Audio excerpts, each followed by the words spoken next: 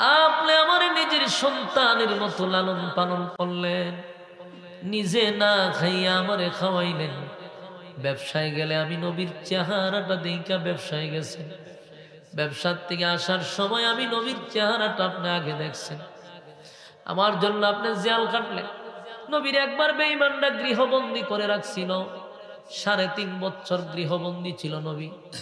এই অবস্থায় আবু তালেব নবীর সঙ্গে গৃহবন্দী ছিল।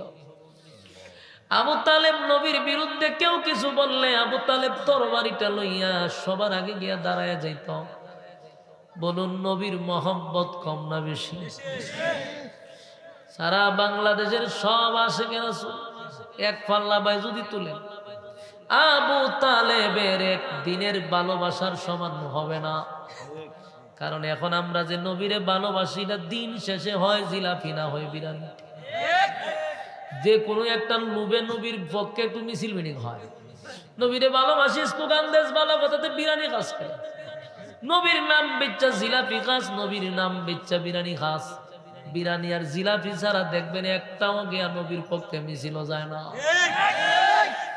নবীরে যদি কেউ গালি দেয়, এগুলা প্রতিবাদের জন্য রাজপথে লামে না, লামে শুধু একদিনেই, বছরে একবার। ওইটার মধ্যে বড় হইরা খিচুড়ি অথবা বিরিয়ানি হয়। এটার নাম আশিকে রাসূল না। এই বন্ডামি আস্তে আস্তে এখন জমিন থেকে উঠে যাচ্ছে, মানুষ চিনতে পারতেছে, মানুষের নলেজে ঢুকতেছে যে এগুলা আসলে সাইনবোর্ড লাগানো। সত্যিকারের আশিকে রাসূল তারা নয়। শুনেন, আশিকে রাসূল না, আবু তালেবের একদিনের ভালোবাসার সমান তামাম পৃথিবীর আশিকে রাসূলদের হবে না। প্রশ্ন হইল, আবু তালেবের চেয়ে ভালোবাসা কি কারো বেশি ছিল? আবু তালেব নবীর যেই ভালোবাসছে, তামাম পৃথিবী মিললেও এই ভালোবাসা একদিনের সমান হবে না। প্রশ্ন হলো, এত ভালোবাসার পরে রে কেন জাহান্নামের ভিতরে গেল? এত ভালোবাসার পরেও জাহান্নামে কেন গেল? জান্নাতের ভিতরে ঢুকতে পারলো না। আবু তালেব কিন্তু জান্নাতি না, আবু তালেব কিন্তু জাহান্নামী। কারণ কালেমা পড়ে নাই। আমার নবী চাচার পাশে বসে চোখের পানি গুলা মুক্তার দানার মতো ছেড়ে দিয়া কান্দে, আর কয়, প্রাণের চাচা, আমার চোখের সামনে আপনি এই মুহূর্তে বিদায় হবেন বেঈমান হইয়া। না, আমি নবী বরদাস্ত করতে পারি না। নবী এমন কান্না শুরু করছে, বারবার নবী বলেন, মালিক, আমার চাচা আমার চোখের সামনে বেঈমান হয়ে যাবে, আমি কেমনে গো বরদাস্ত করি? নবীর এই কান্না দেখে আল্লাহ তখন এই আয়াতটা নাজিল করছে, ইন্নাকা লা তাহদি মান আহবাবতা ওয়ালাকিন্নাল্লাহা ইয়াহদি মান ইয়াশা। আল্লাহ বলেন, বন্ধু, আপনার মহব্বতের চাচা হতে পারে, আপনার মহব্বতের চাচা হতে পারে, আপনার কলিজার টুকরা চাচা হইতে পারে। তাই বলে আপনি চাইলেই উনাকে হেদায়েত দিতে পারবেন না। আপনার কলিজার টুকরা চাচা হইতে পারে, কিন্তু হেদায়েতের দায়িত্ব আমি নবী আপনারে দেই নাই। আশিকে রাসূল কথা কি বুঝতেছে? কিছু শিখতেছেন নি? নবীরা যদি হেদায়েতের মালিক না হয়, হেদায়েত না দিতে পারে, বাংলাদেশের পীর ফকিরের গণার টাইম আছে? ওই কথা কই না, পীরের ক্ষমতা আসেনি? পীরের একটা ক্ষমতা আছে, মুরিদানের ঘর থেকে কিভাবে গরুটা বাইর করে নেওয়া যায়, ছাগলটা কেমনে ঘর থেকে বাইর করানো যায়, মহিলাদের জমানো ডিম গুলা আস্তে আস্তে সব বাইর করে যায়। এগুলো বন্ধ করতে হবে, এই ভণ্ডামি বন্ধ করতে হবে। আমার কথা বলো, আপনার বেশি আছে দেন, অসুবিধা নেই। কিন্তু প্রশ্ন হইল, বছরে কয়বার মা বাবারে গোস্ত খাওয়ান, এটা আমার জানা দরকার। মা বাবারে বছরে এক হপ্ত গোস্ত খাওয়ায় না, ফিরের দরবার আস্থা গুরুলিয়া দরবারে। আমার প্রশ্ন হলো, পৃথিবীতে মা বাবার চেয়ে বড় পীর আর কেউ হতে পারে না। হ্যাঁ যুবক ভাইয়েরা, আমার আপনি দাওয়াত দিয়ে আনছেন, আমার দিয়া যদি দোয়া করান, এটা হলো বারাটিয়া দোয়া। আমার দোয়া কবুল হইতে পারে, নাও হইতে পারে।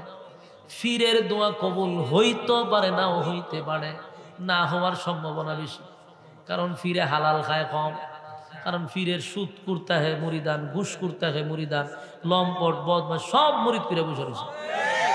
ও এটি সবটি সুদ খায়। তুই সুদের টেকা তোর বড় ডুবাস কেমনে রে?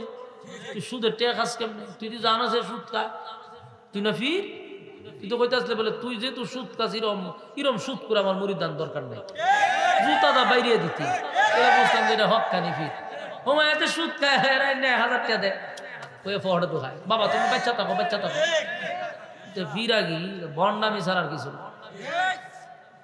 মা বাবার বছরে একবার গুস্ত খাওয়ায়, এ জায়গা গরু লইয়া লাল সালু দিয়া, হ্যাঁ গুরু একটা বাইন্দা বাস পতাকা টাঙ্গাই লই জায়গা কই যাস তোর বাবার দরবার, আরে তোর বাপ দি গরু ফিরে ওইটা।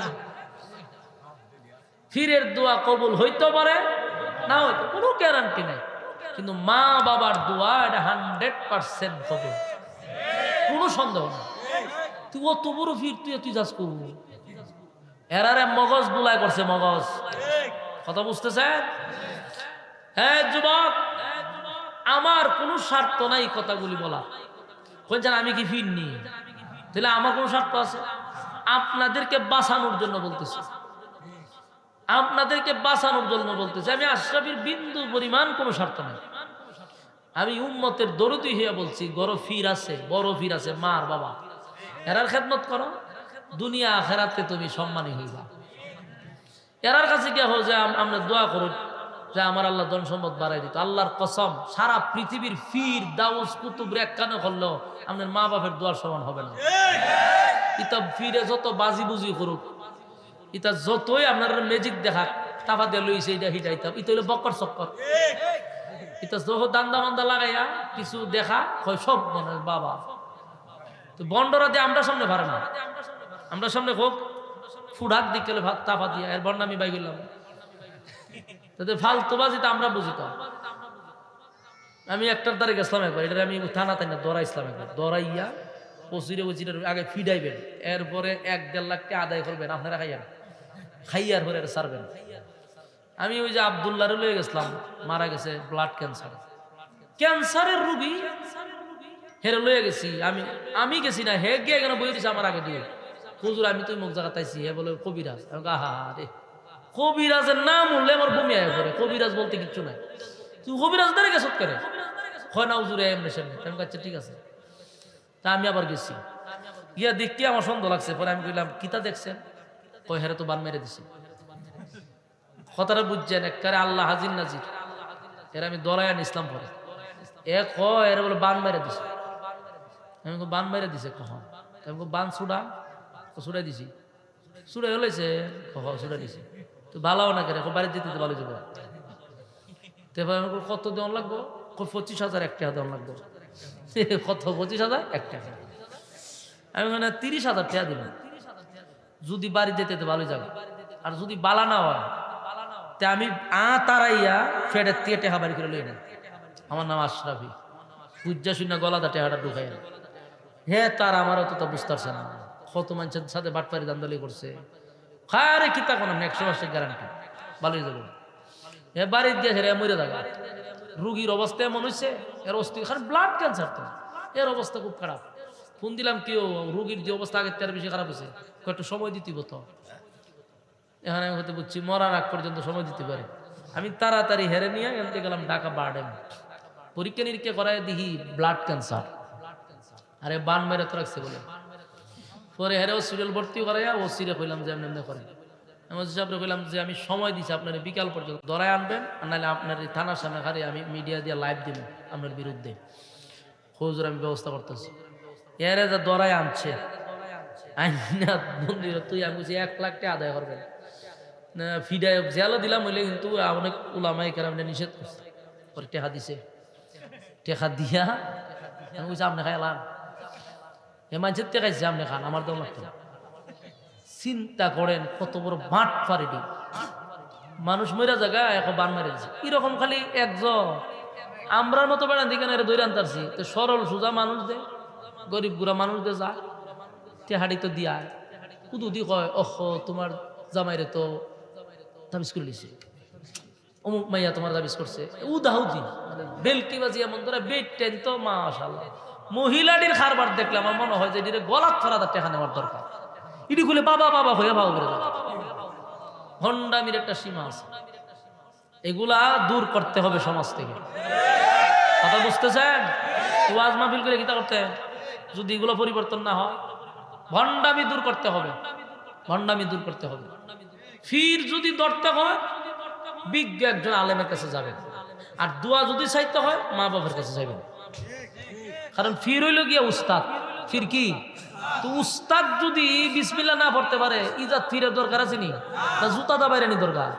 জুতা দা বাইরানি দরকার হ্যাঁ তুই বিসমিল্লাহ পড়তে পারছিস ঠিক ফির রে বন্ডা কোনানে মুরিদ যদি হইতে হয় বিজ্ঞ আলেমের কাছে যাবেন যারা বুখারী শরীফ পড়াইতেছে রানী বড় মসজিদে জমা পড়াইতেছে একজন সাইকুল হাদিস তার কাছে মুড়ি দিবে কারণ তার কাছে আপনি কিছু শিখবেন জানবেন হয়তো এর থেকে মুড়ি দিছে ল্যাংটার কাছে তো তোর ল্যাংটা কই নিব ল্যাংটা সেপ দেয় এটা বরকতে শৈল মাকে সি সি সি সি